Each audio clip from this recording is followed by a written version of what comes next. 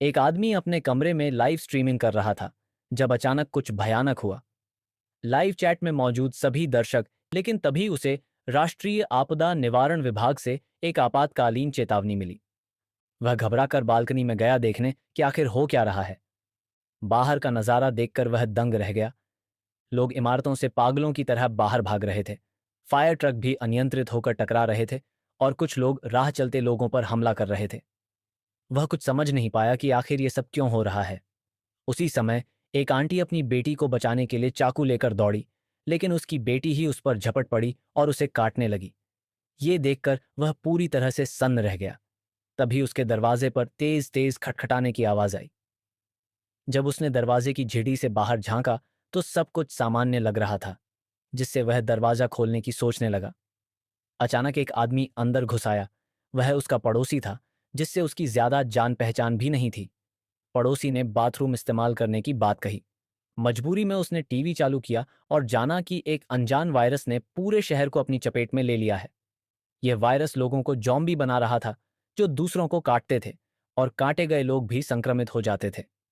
वह डर गया क्योंकि उसके पड़ोसी के कपड़े पर खून के धब्बे थे।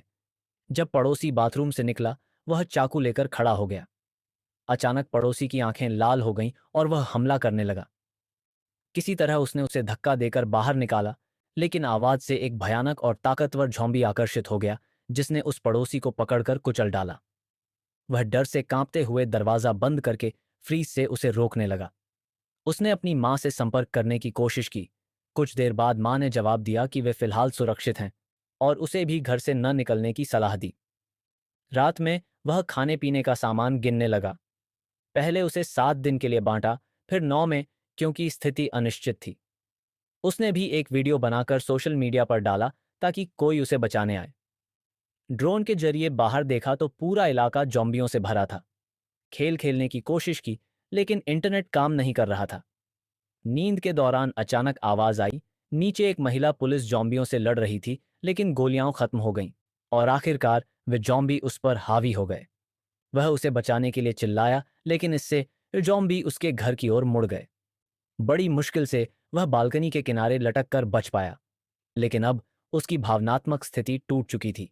खाना खत्म हो गया, इंटरनेट बंद, परिवार से संपर्क टूट चुका था। एक दिन उसने खुद को मारने की ठान ली, लेकिन तभी सामने की बिल्डिंग में एक लड़की से लाल टॉर्च की रोशनी मिली। लड़की ने उसे मूर्ख कहा, लेकिन वह खुश हो गया क्योंकि अब उसे पता चला कि वह अकेला नहीं है। लड़की का नाम था शाओ मेई और उसकी सर्वाइवल स्किल्स बहुत अच्छी थीं। दूसरे दिन दोनों ने खाने का आदान प्रदान करने की कोशिश की,